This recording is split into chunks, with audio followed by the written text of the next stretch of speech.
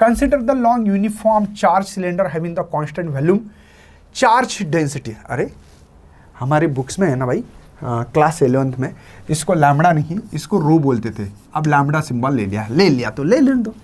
Actual में volume charge density का formula था चार्ज पर यूनिट वॉल्यूम, ये फार्मूला एक्चुअली में, लेकिन ये फार्मूला मुझे ऐसा लिखना पड़ रहा है Q/V, समझे ना बच्चों, एक ही बात है। एक्चुअली लैम्बडा ये लीनियर डेंसिटी का सिंबल है, टेक्स्ट बुक में 11th क्लास में इलेक्ट्रोस्टैटिक जो चैप्टर है उसमें वो फार्मूला लिखा है। चलिए, एंड रेडियस r है, Gaussian surface in the form of cylinder, radius small r है, vertical axis both the cylinder coincident, the point of inside the cylinder, the electric field directly proportional क्या होगा, ये मुझे सवाल पूछा है।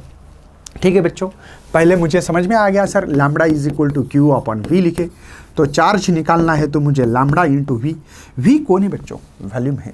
किसका वॉल्यूम है, क्वेश्चंस को पढ़ना जरूरी है। सिलेंडर नाम की एक चीज दी वाली है, सिलेंडर, तो सिलेंडर का जो भी वॉल्यूम होगा वो मुझे यहाँ पे लिखना पड़ेगा। तो Q is equal to lambda pi r square, small r ही रेडियस दिए वाला है, और लेंथ L है ना, ऐसे लिख सकते हैं हम लोग, राइट बेटा, है ना। एरिया वॉल्यूम का formula area into length, area है पाई r स्क्वायर L, चलेगा सर। मुझे अभी Q मिला है, चार्ज मिला है, ये क्यों कर रहे हैं आप, किस लिए कर रहे हैं, थोड़ा सा समझाइए सर हम लोगों को। चलिए, मुझे यहाँ पे क्लोज इंटीजर, गॉस लॉ तो आता है ना, दिया है ना बेटा गॉस लॉ, तो E.dA ये लिख सकते हैं ऐसे, इज इक्वल टू Q/ε0। समझे बेटा, मैंने क्यों निकाला था, कारण समझा। चलो, E तो कांस्टेंट है सर, इंटीग्रेशन ऑफ dA है, तो यहाँ पे Q के जगह पे मैं लिख सकता हूँ लैम्बडा, देखो Q की value lambda pi r square L divided by ε0। और जो dA है, ये इंटीग्रेशन ऑफ dA मतलब एरिया, किसका, सिलेंडर का। सिलेंडर का एरिया का फार्मूला पता तो है सर, नहीं लिख के दे रहा, देखो 2 पाई r L, पता है ना।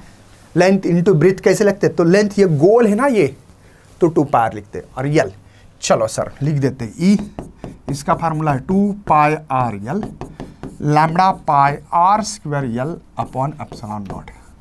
तो सेम वाले टर्म को भाई उड़ा देते हैं हम लोग, L से L को, R से R को, 1 पाई से 1 पाई को। मेरा मकसद है कि डायरेक्टली प्रोपोर्शनल R के साथ बताना है, यस।